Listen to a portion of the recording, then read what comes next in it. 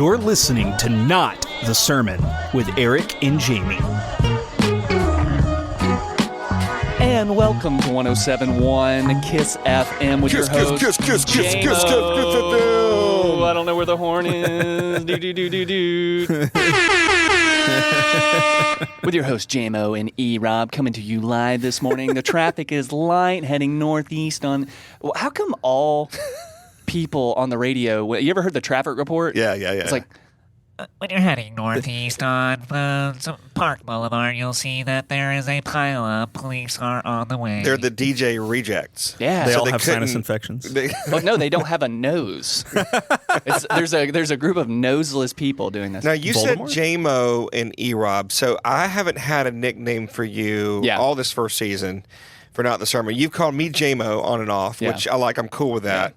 But I don't have a nickname for you around the office. Sometimes I'll say, "Hey, Erica." Yeah, that's just demeaning, though. I don't think J-Mo is demeaning. Well, that's what. So I need a good nickname. I'm cool with E-Rob. Do you like E-Rob? It sounds like an '80s rapper. You can call me Muscle Destroyer. Muscle Destroyer. Yeah, because I get shredded. It needs to be somewhat true. Oh, well, okay. Okay. Hey, listener. You can call me Old Six Toes.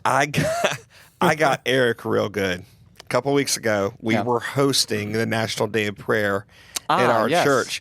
And Eric he volunteered to mix the live stream in our separate production room that's off of the sanctuary, but not accessible by the sanctuary. Yeah. And I had a role to play in the very beginning, but then I was done. And so I was just kind of making sure everything was going well during the rest of the program.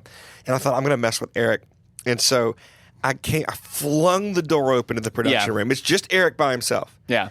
And in like a panic, I go, "Dude, what are you doing?" Yes. And Eric freaked out. Well, it was because only 7 minutes prior, I was told that I was mixing this live stream on a board I'd never messed before. I threw you to the wolves, man. And was also told that it was being streamed to the radio. Yes, it was. And I'm like, okay, so. And when I said, "What are you doing?" He goes, "Oh," and he put both of his hands up. Just like nothing. Like the police. I literally have done nothing in the past 4 minutes. His eyes were wide, like, "What did I do?" Yeah. And then you told me, I started laughing so hard. Yeah. Because it's hard to get Eric, and I completely got him. Well, it's because there are certain things that I take seriously. Actually, I want everybody to know that it's a very short list. People think that my serious persona is meant to cover up my unhinged persona. Yeah. But it's actually the opposite. Yeah. My funny unhinged persona is what I use to hide the perfectionist OCD on the inside. And so when I'm in a situation like that and I'm trying to be serious, and it was new, it was like, and I was like, holy cow, I am my memes that I'm watching right now are streaming somehow to the radio. That's what I thought. Gosh. You're like, I was concerned like my reels were going over. Yeah, I was like scrolling my phone and I'm like, okay, they just heard that, and I'm pretty sure there were a lot of curse words in that one. FTC fine. So that's how serious you were taking it. That you were on Instagram while you were mixing. But I mean, I had the mix going though. It sounded good. You did a good job. It was fun. I was like, I get it now. I get why people like it, and also it made me like, how do people make it sound bad? Because if you're into it, like if you're into what you're doing. Yeah. And you know what to like. You're like, oh, I don't hear the electric guitar. Let me turn it up a smidge. Dude. Well, because pushing faders is like 10% of the battle. Yeah. I'm a good mixer, but it stresses me out. That's why I don't like. I remember running sound once. It was actually for a pageant, a local pageant here in town. I don't know how I got roped into it. It's probably my mom. Thanks, Mom. And I remember being like starting and stopping songs for people to sing to. I was so stressed out. Like my shoulders were just like completely tight. I couldn't sleep that night. It really stressed me. So thank you, Phoenix, for all that you do with sound mixing and stuff. Because man, it's intense. Do you get stressed out still? With music, not so much, but dude, those musicals that I've been doing the last year or two, those are like the most hardest thing I've ever done in my entire career. I bet those are so stressful. How many mics do you have going? Live mics do you have going at the same time? Like 40 different things going at different times. And every time somebody walks on stage, you got to pull their mic up. Every time they walk off the stage, you got to pull it down. Oh, that's for the play, it's just nuts. Utter madness. So. Wow. Well, speaking of utter madness, I wanted to share with our listeners something. I started laughing so hard during staff meeting yesterday because we were talking about. Oh, yeah. We were talking about we want to put one of those Say it slowly. those locks on the office door that's a deadbolt with a code. Deadbolt with a code. Instead, though, what I said was a deadbolt with a cold. Yeah, deadbolt with a cold. And then we were like, And then we're like dead moat with a fold, like dead coat a la mode, boat joke with a mole. dead dolt with a bold. Yeah, we just kept going. we kept saying it, and it got to the point where everybody was like, "What are like?" Nothing made sense anymore. No, it was like, is life real anymore? There was a break from Yes, reality because there was. everyone was like, "Moat cold with a bowl." We were like, that's all you could say. Everyone got involved. Even Tim got involved. Who Yeah. usually, if you guys don't know Pastor Tim, he's our associate pastor. He's an older gentleman. Yeah. He's got a great sense of humor, but during staff meeting, he's trying to keep us on Yeah. track. He's the one that sits on the end of the table and just shakes his head Shakes at his us. head, yeah. Yeah. But he got involved too. Yeah. He was laughing about it, and we were all just I'm like, trying to think of some of the best ones, like the dead colt with a boat was pretty good. dead float with a gold. Yeah, dead float with a gold. We just kept saying it. Kept saying things over and over. You ever like? Yeah, there's certain words. Sometimes when I say people's name a lot, Yeah. it loses meaning. I'm Yeah. like, what's going on? Yeah, or if you know, like you see someone named Jennifer, and you're someone's like at the table named Jennifer, Yeah. and then you're like, wait a minute, is her name really Jennifer? Or Yeah. am I thinking of the Jennifer that's at the table? And then you're like, Jennifer. Why is that a name? Jennifer. That happens to me with the name Bobby. Bobby. For some reason, Bobby. Anytime Dang I it, think about Bobby. I'm like Bobby. Bobby. Bobby. Your name is Bobby, but you don't look like a Bobby. Bobby. Yeah. I don't think anyone looks like a Bobby. Yeah. Bobby. Because it sounds like baby talk. Bobby. I wrote that on my mom's mother's. I'm so sorry, all any listeners named Bobby. We apologize. I'm not sorry. So on my Mother's Day card, I just didn't know what to. I bought this giant one from Walmart because I was trying to be cute. I just didn't know what to say. Like, what do you say? Like, love you, Mom. So I wrote "Goo Goo Gaga, me love you" on the card. I was like, okay. I just went back to my instincts. That's awesome. Yeah. That's awesome. I almost bought my mom for Mother's Day. I almost bought her a candle that said, "Thanks for wiping my butt and everything." Yes, it was a scented candle. It smelled like that. Oh, that'd be great. That's the reason I didn't get it for her, because like she doesn't handle smells very well, like good smells, floral smells. Yeah. And so I was like, she doesn't need a candle. But What do you mean, like, doesn't handle smells well? like she's very sensitive to She'll smells. get like headaches and stuff. Yeah, she'll get Okay. headaches. I am too. I'm really sensitive Sarah's to them. like that too. I light a candle and she was like, "I'm gonna headache for 3 days now." I don't have headaches because of them, but I can just smell really well. Yeah. Speaking of Phoenix, been meaning to talk to you. I am not smelling very well. Boy, go change your drawers, boy. Well, I can tell this is going to be an interesting episode. Maybe we might get something serious done. Yeah. We'll see. I think we will. But Tune probably in. not. Tune in. Stay listening. We'll see what happens.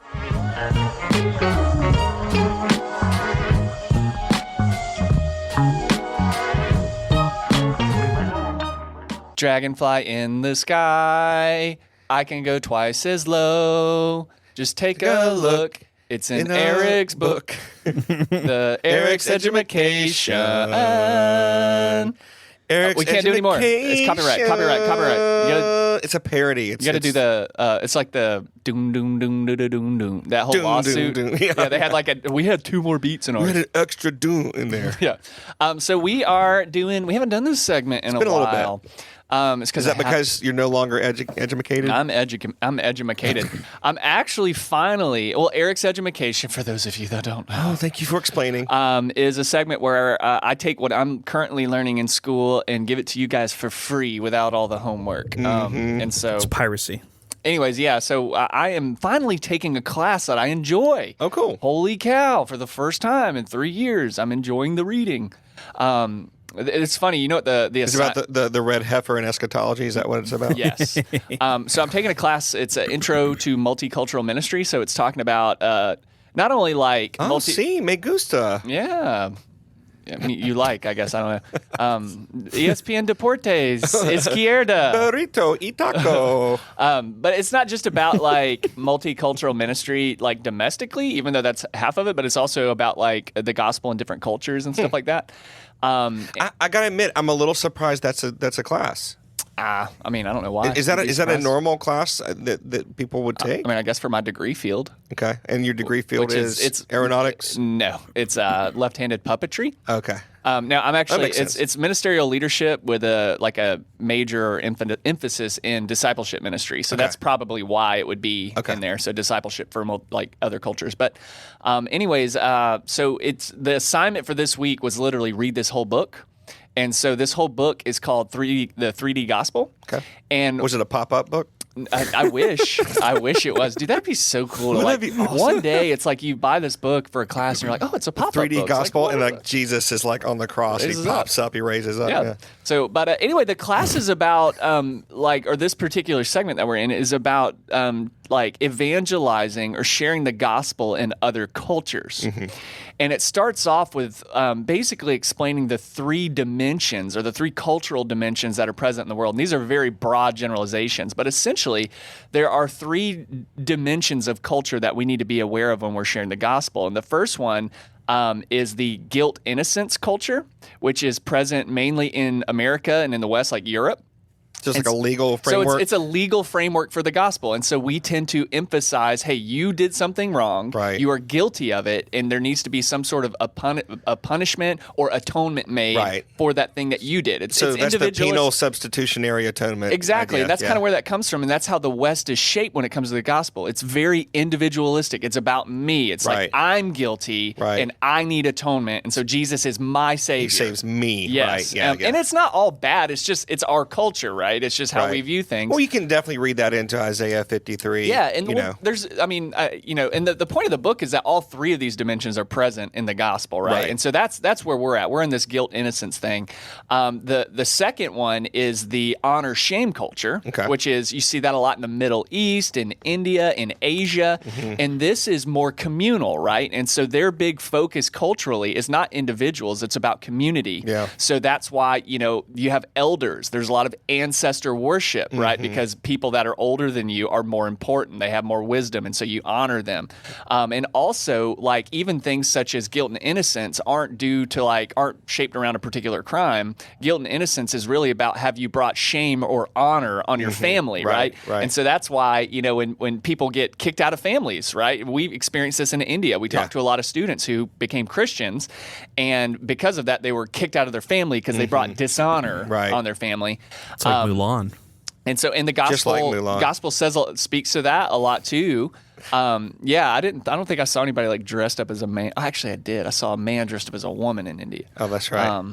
Probably brought a lot of dishonor on the family. I'm just going to assume. But for 10 rupees. Yeah, but for 10 rupees, he won't show you something.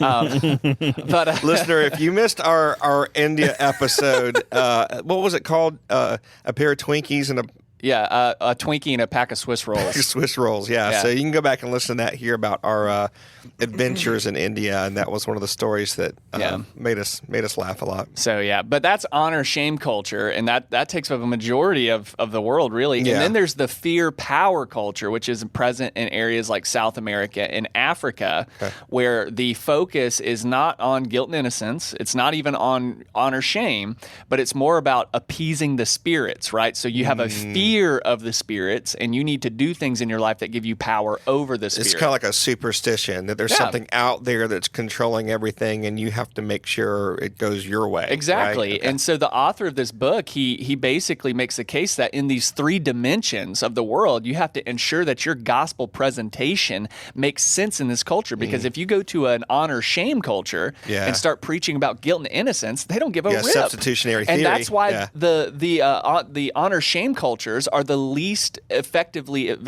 they're evangelized, right? We have an issue evangelizing the Middle East, right? The 1040 India, window, because they're our gospel doesn't make sense. They're guilt. No one's brought dishonor on our family. Right, we're all good, upstanding people, right? And that's why the charismatic Christianity is just blowing up in South America and Africa, because they have a fear power culture. They need authority over the spirits, and we come preaching a Holy Spirit that's more powerful than all the spirits. Right, and demonstrate through signs, wonders, and miracles. That God is powerful. He's Lord of Lords. He's King of Kings. And he's over any evil, malevolent force. And so it's funny because charismatics are like, oh man, our charismatic Christianity is growing faster than the Baptist. Well, and that is a good thing, but it's mainly just due to their culture too. Right. Like, it's not because we're doing anything extra to evangelize. If we're honest with ourselves, like more other Protestant denominations are way better than charismatics at evangelize. They've been doing it a lot longer. But you know, it's interesting when I've been in South Asia and done like big evangelistic like crusades and stuff like that. The organizers that I work with, because I take, I don't just barrel in there and do what I want to. I'm like, okay, so what would be best, a best way to spread the gospel? And I preach a basic kingdom gospel, right? That Jesus will save you, he will heal you, he will deliver you. The kingdom of God is at hand. God has come near to you, and you grab the hand of Jesus and he takes you into the presence of God. They really respond to that. But it's interesting when it comes to like praying for healing or praying, for that kind of stuff, any kind of supernatural stuff. We do that after a call for salvation. And I asked him one time, I was like, why do you do a call for salvation, then pray for people? And he said, well, we want to see who responds just to the gospel. We want to make sure that they're responding, to the concepts of grace and the kingdom concepts of salvation, not just, hey, someone got healed, I want that too. Yeah. Not that there's anything wrong with that, but I think they just want to see salvation through the truth first. Yeah, it's interesting though, because I mean you're pretty well traveled. You've been to all of those cultures, I would think, South America, Africa, Asia, and stuff like that. So you've seen this in action, and so I think the point of it is we need to make sure that we're not, as Christians in the West, when we go and do these missionary travels, we need to have things in perspective. Like you can't go and take your Western guilt, innocence gospel and expect like great gospel results over there. Right. You even see this in Africa. Like we made a joke the other day about the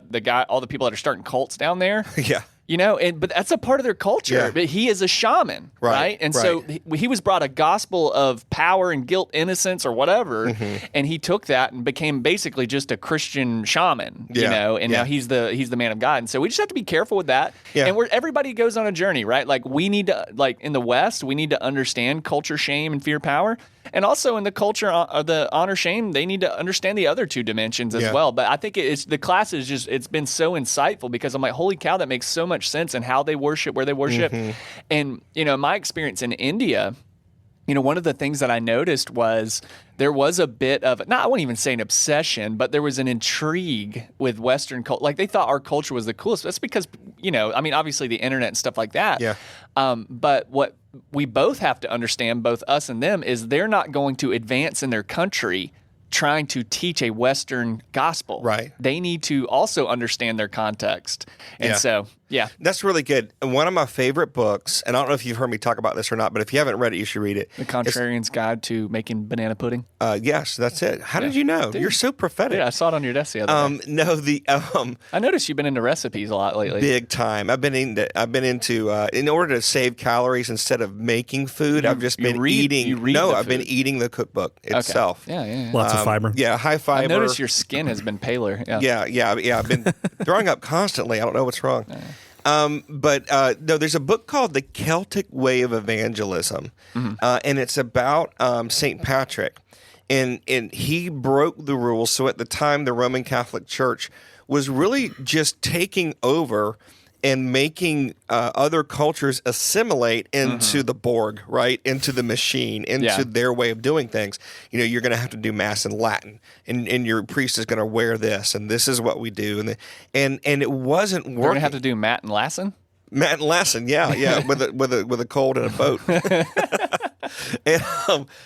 So it wasn't working. Like Christianity was not taking in Ireland at all. So St. Patrick, who previously was a slave, was abducted and sold into slavery in Ireland. He was British.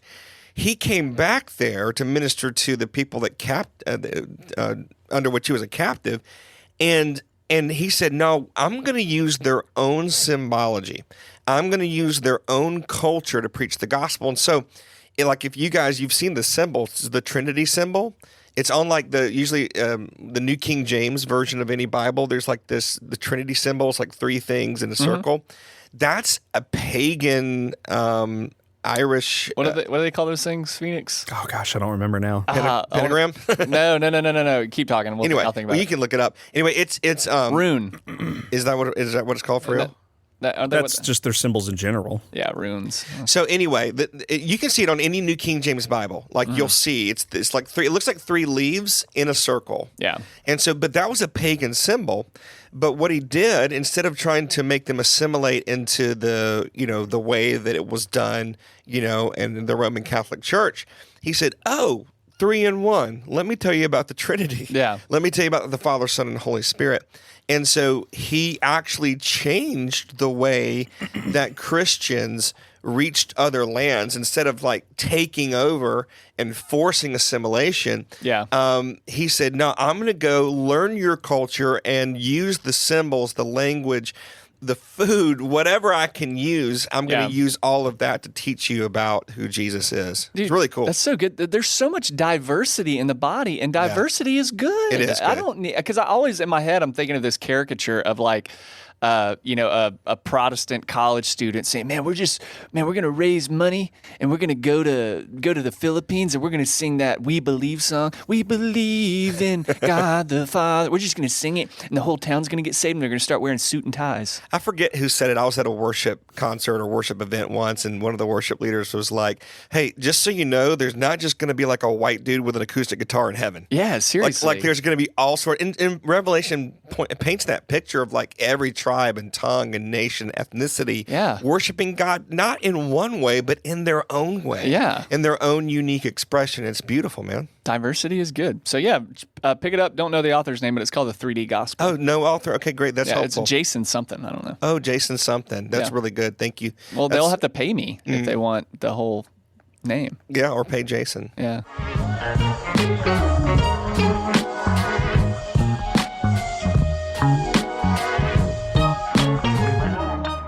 All right, guys. Whoa, that was a gulp. Phoenix was I was drinking. trying to do it before we It's a hit big record. old drink. I don't know if it showed up or not, listener, but there was just a massive gulp going on by Phoenix.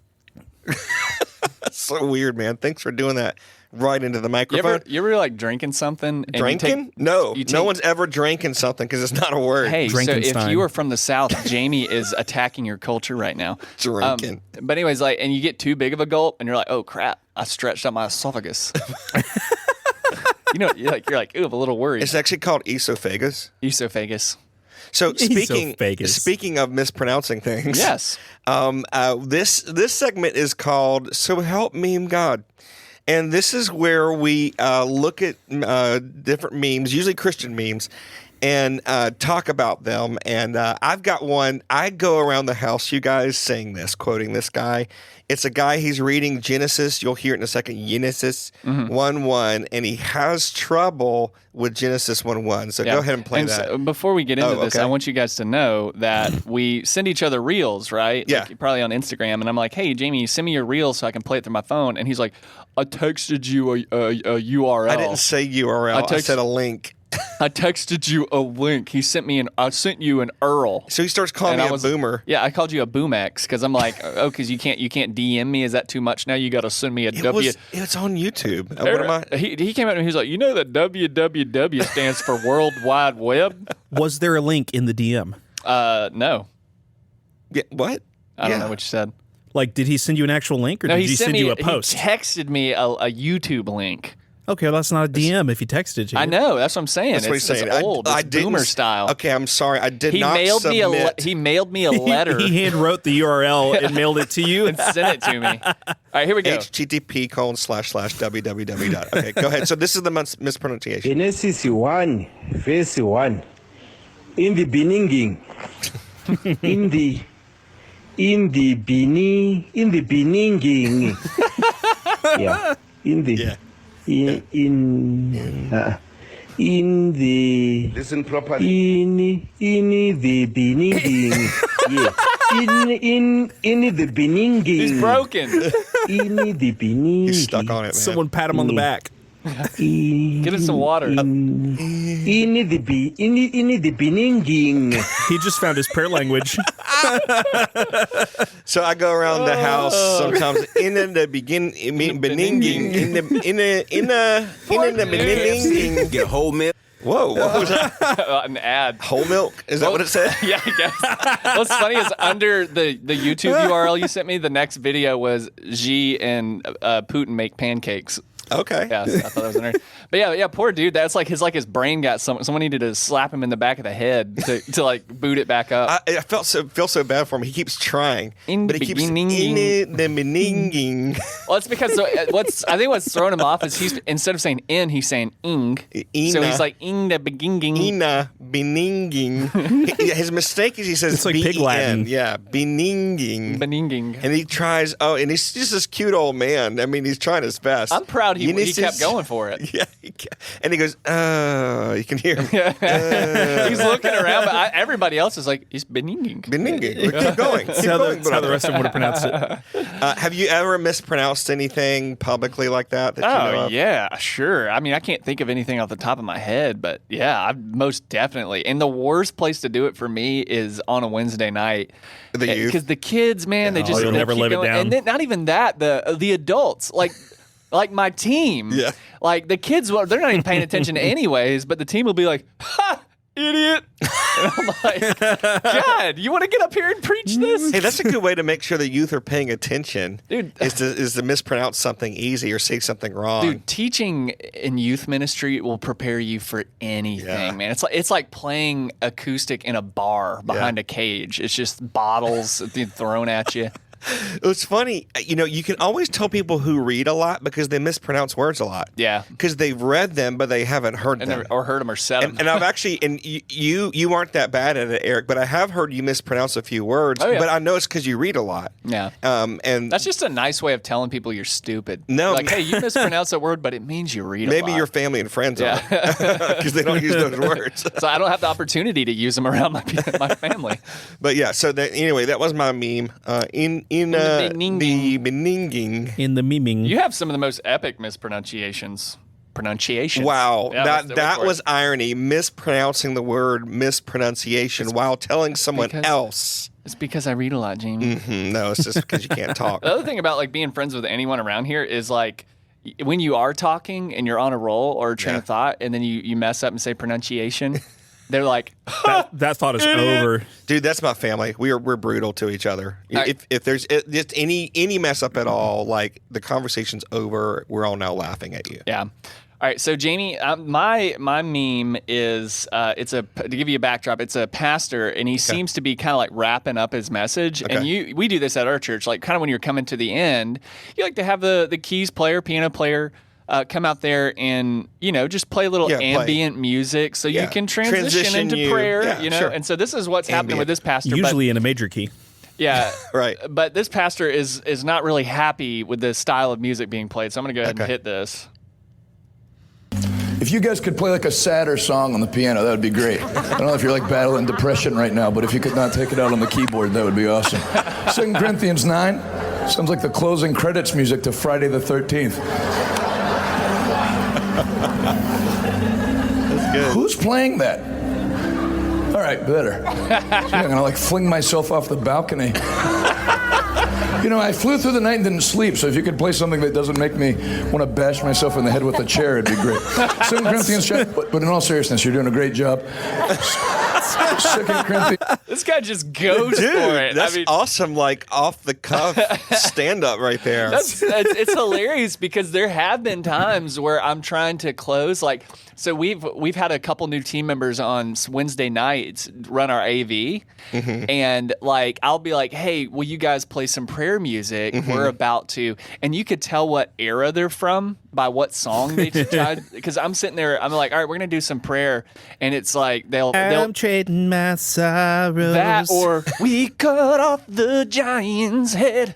We eat giants for our bread. I'm like, could we play just some like Bethel lo-fi or something? Like, I had to talk to one of them the other day because they just started playing this random Misty Edwards song from '98, and I was like, can we just change that up? Because I'm sitting here like, I don't need to hear Misty Edwards like talking about the cosmic heavens right now. So you were asking them to relent?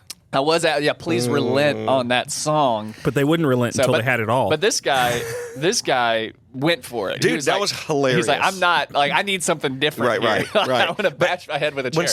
So I'm fully like on this team of this guy, right? I mean, like whenever something goes wrong or weird, you have to call it out, address it, make a joke out of it. Because to ignore it, I think, is not to lead the moment well. Yeah. And so, dude, one time, this is several years ago, before Phoenix, this wasn't Phoenix, someone was running sound for a wedding.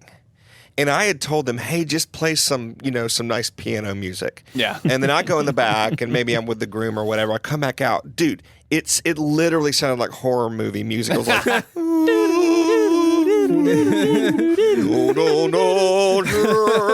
Yeah. I was like, dude, what are you doing? He's like, Yeah. what? I'm like, dude, what are you, like, I meant like a hymn. Yeah. Or, on piano, but it was the most Like, like Five Nights music. at Freddy's piano it covers. was awful. I couldn't believe. So me and Phoenix were cleaning out the sound booth in the chapel like last week, and we found a bunch of old like wedding CD playlists. I guess that y'all used to use back in the day. It'd be like wedding music part 2 or something. That's it was funny. hilarious. That's But funny. Yeah, it's you have to. I like what you said on like in the moment, because this is what the side of like a worship service that a lot of people, probably a lot of our listeners, don't see. There's a lot going on internally, especially as even when you're preaching, you're hoping the transition goes well. You're hoping nobody says anything dumb. And it really is a sign of confidence when something is going awry for you to say, hey, Just riff on it. Yeah, just riff on it a little bit. So. Yeah, that's great. I once heard when I was a kid, I remember hearing the lady started playing the piano at the end of the service. The transition out of the sermon. And I thought it sounded oddly familiar to me. I couldn't place it. And it was the theme song for The Incredible Hulk. Y'all remember the old, y'all are probably too young, but like Lou Ferrigno was the Hulk. He was just painted green though. And it had this pretty doom doo doo doo. Beautiful music. Yeah. And she was just playing that as the closing song. That's hilarious. I've got a worship leader friend that accidentally did I can show you the world, like Aladdin. I can show you the world. Yeah, dude, worship fails are hilarious on Instagram. I saw this one guy, he like basically changed tempos. He was doing Great Are You Lord, but he accidentally went into a 4/4. Oh, yeah, that's instead of 6/8 or whatever it's in. And it was just because he was like, all the earth will shout your.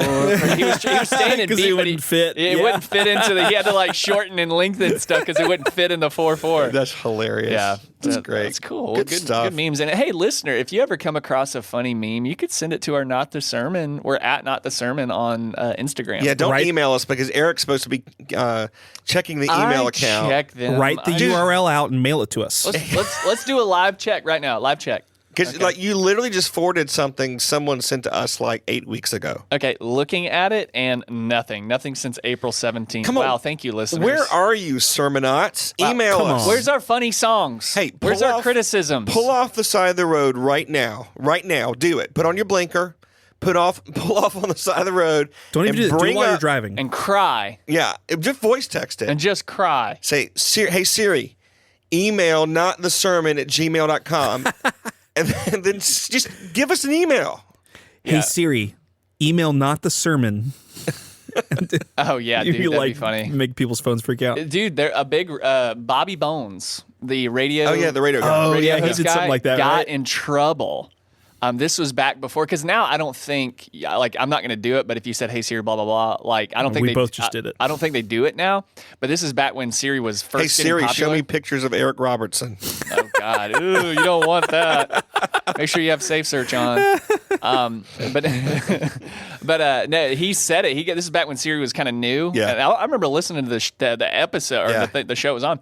And dude, he got in so much trouble. He Really? got in trouble by like who's the regulator? FCC. Yeah. Because it literally in that moment, hundreds of thousands of people's phones went to Siri. Oh And my so, I mean, it didn't gosh. cause any accidents, but they were saying you can't Google's- do that. Right. Apple's servers were probably like, they got hit with 1 million requests at once. That's so funny, dude. I love Bobby Bones. I'm not a huge fan of country music like that. And he didn't start off as a country music. He was like a top 20 guy at Billboard, but he's actually a great radio guy.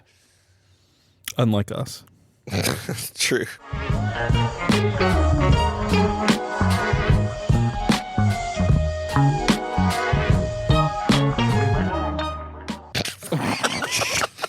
Now I don't know how to start the segments. Listener, the reason we started laughing Laughing, you idiot! What an idiot! Look at this guy. You must read a lot. In the beninging. In the beninging, I was laughing. This guy reads. This guy's an idiot. God, hate myself. Makes me want to, dude. Anytime you talk, I want to bang my head against a wall. So we looked at each other. Eric hit the button to go live, and then we looked at each other like who says what. Yeah. So, and then Phoenix gulped again right before Eric went live. And we just got done criticizing each other for not ending segment wells because we'll say something and be like, Not ending segment wells. "Oh, freaking idiot! I'm an idiot." Oh, You talk not well. Where's the cyanide? I'm gonna go ahead and pop it. Pop it, lock it. Are we gonna lose it again? I'm gonna try not to. So, anyways, so we're just talking about how badly we end segments because someone will say something and the other one's like, "Yeah." You do that. You end a lot. I don't know if you realize this or not. Yeah. Sometimes I cut it out when I'm editing. Dude, if you don't keep hitting that lamp, Look, they're not here. There's a here. lamp next to Phoenix. They are not here. He's shaking it to death. There's a lamp right next to Phoenix the whole episode. He's been just messing with it, guys, like moving it. Things will be better season 2. I think we're getting pretty I'm done. moving out of state. Yeah, I think Phoenix is done, guys. Hopefully he'll be back second season. Yeah. We'll see. So moving into the segment, this segment is we're going to do a little Pester the Pastor, where I pester Jamie with a question. And this is a question I had just from, being in a church. This is genuinely a question that I asked him off air, and he's like, "You should just ask that on air," because conflict is inevitable. Mm-hmm. And I am really good, I feel, at navigating conflict when I have time and I have perspective, which I think that's a good skill to have. I'm not knocking myself for that. Like if I know that there's a problem and I have time to think about how to address it, I do pretty good. Mm-hmm. One of the things that I noticed with you though, except at staff meeting when you're screaming at us. Yeah, I do that. Is that you're really good at addressing conflict in the moment. So if I have time, I'm great. But I've noticed that if someone just abruptly says something that just wasn't appropriate for the situation or would cause further conflict, you're pretty good at being neutral and saying, "Hey, did you just notice that you said that and that made the situation do this? Have you, and you're just good." Me, when something happens in the moment, I get anxious. You tend to shut down. I get immediately anxious, and I'm or angry for no reason. And the thing is, I'm pretty self-aware, so I know, okay, I'm angry. This is not a good time to respond. So I haven't had any moments where I've lashed out because of it. But I just wanted to ask you, how have you learned to manage conflict so well in the moment? And this would be good for our listeners because you guys, you're working a job, you're probably married. So conflict happens for you all the time and maybe you don't navigate it well. So what are some pro tips on how to, get through immediate conflict? Gosh. Well, first of all, there are a couple of verses I think that would guide this. There's a great verse. I believe it's Romans 12:18. It says, if possible, as much as depends on you, live at peace with all people. And which tells me sometimes it's not possible, right? It says if possible. Sometimes it's not possible. As much as depends on you. You can't control anyone else's reaction. You can't control what anyone else thinks. All you can do is share what you think or feel in the moment and listen to what they think or feel. Yeah. But the instruction there by Paul is live at peace with all people if it's possible and as much as it depends on you. So I think going into conflict, realizing, hey, I'm going to try to do what I've been asked by the Lord to do. I'm not going to try to control anyone's feelings. I'm not going to try to manipulate the outcome. I'm just going to talk and hear. Then that's the other thing is we've got Scripture says, and this is in the book of James, and be slow to speak and quick to listen. And I think we've all heard it said before that most people listen to respond, not to understand. And I've been guilty of that as well, right? But I found the more I understand someone else's perspective, the more we can, agree on something. And come to a resolution of conflict, which is another thing. The more Scripture also says, agree with your adversary quickly. And so you find common ground with someone. You say, okay, what do we agree on? And where did we divulge? Where did we go down different paths when it came to this conflict? And so helping someone realize, hey, because this is what I found. It's true in politics. It's true usually in marriages. It's true in a context like ours where we're all in ministry. Drive-through interactions. Drive-through as well.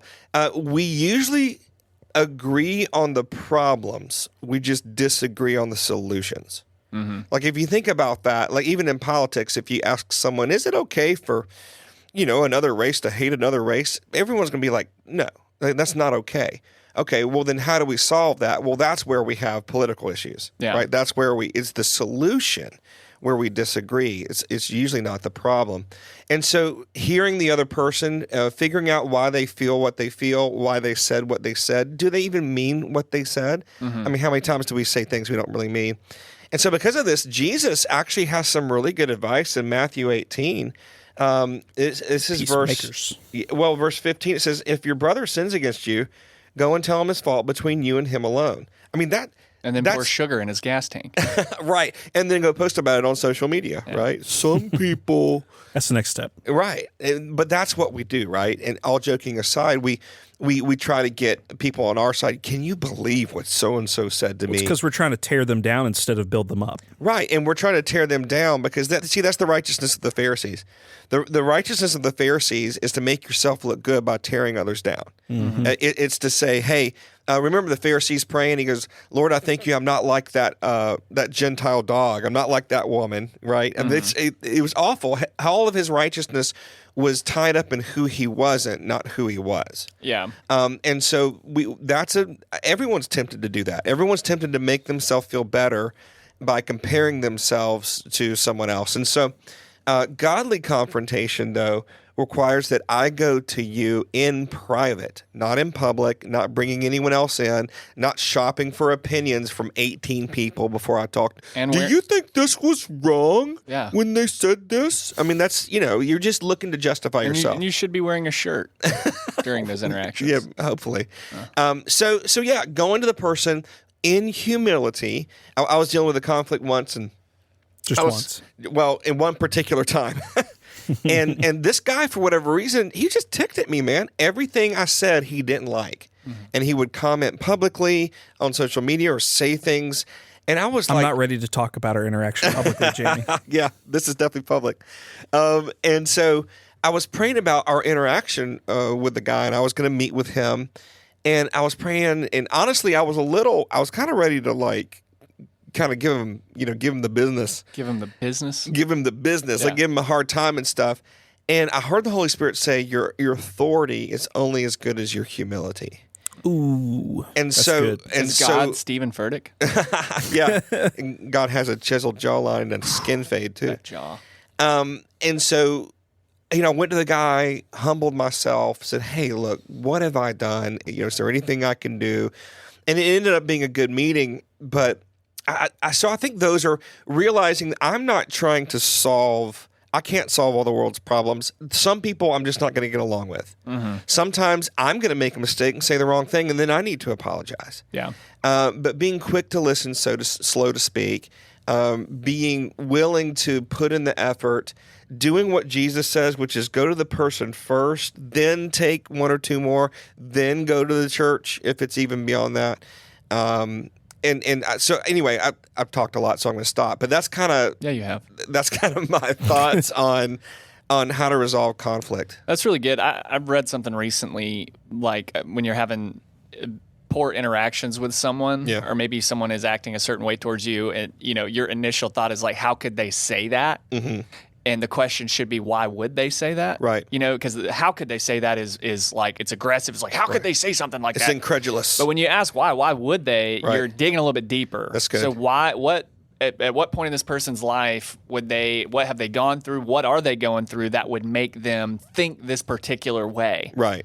And that's helped me out a lot because sometimes you have conflicting personalities, man. And I have a weird personality anyways. I'm like, so I conflict with a lot of different people.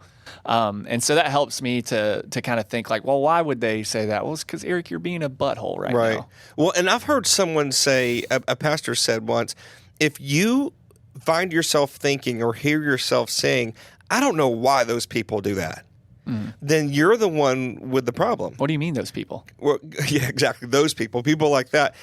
I don't know why those people do that, whether it's like another political party or someone in your church or someone in your family. I don't know why they do that. Well, you're the one with the problem because you're the one who doesn't know why. They know why they do it. Yeah. And so you have to take it upon yourself to figure out, and this is the quick to listen part, to figure out, okay, what is the reason behind what was said? Why are they reacting poorly in this moment? And the biggest thing I've learned too in moments of conflict is just to try to keep your wits about you and not get triggered. Because as soon as you get triggered emotionally, man, you're done. That's it. Yeah. See, that's mine. You lose I've got control. like, Yep. yeah, dude. I get triggered easily though. Is my Triggered. Yeah, like I mean, again, I've never like acted. I'm really self-aware, so I know when I'm triggered, and I'm really good at like walking away. And that's why I say I'm good at conflict from when I have time. Yeah. But it's those in the moments where someone I get easily triggered. I don't understand why that is. It could just be the drugs. I'm not sure, but yeah, that's who I am, I guess. And it's a person. A druggie. Yes, it's a personality trait that I have to navigate. So. Yeah. Phoenix just moved the lamp. Okay, let's practice this. Phoenix, it's time for some godly confrontation, my brother. Yeah, man. Why do you suck? I've noticed you keep moving the lamp back and forth this entire recording, and it's distracting.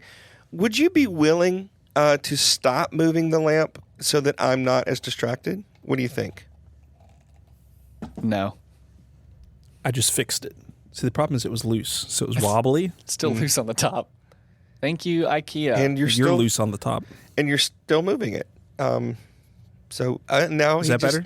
He's changed the bulb to shine right in my face, and that's awesome. Here, actually, I can get both of y'all at the same time. I think. Okay, no, this is going well. This is good. I'm listening to you. I'm listening to why. So, Phoenix, do you think there's a reason why you're doing this in this moment? Because I'm the chaotic neutral.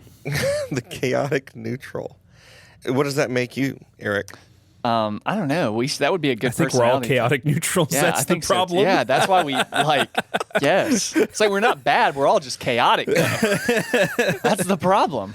I'm just trying to find a bomb to blow stuff up with, man. So that's good. Well, listeners, that's how you navigate conflict. So instead of retaliating by putting sleeping pills in your coworker's coffee and getting them fired, and then planting extramarital affair. Look, there I went mispronouncing. Affair evidence on them. You can just have godly confrontation. Yeah, you can do what the Bible says and get the Bible's results. Yeah. Mm-hmm. Yeah.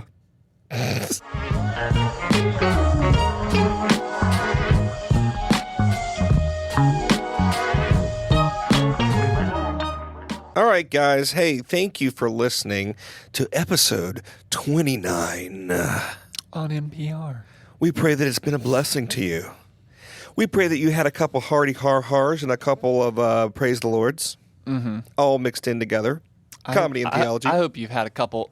My leg! Just a couple of those. Yeah. And you only get 2 of those. The good news is Phoenix has finally stopped moving the lamp, so the confrontation worked. Yep. Yep. Well, all right, guys. Well, thanks for thanks for listening to Not the Sermon.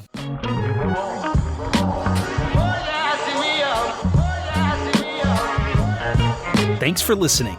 This podcast is a production of Victory Fellowship Church in Thomasville, Georgia. Eric and Jamie can be reached at emailing notthesermon@gmail.com.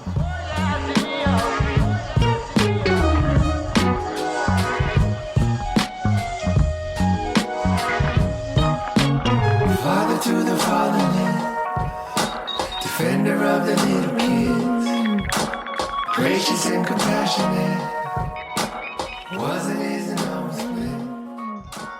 Father to the fatherless.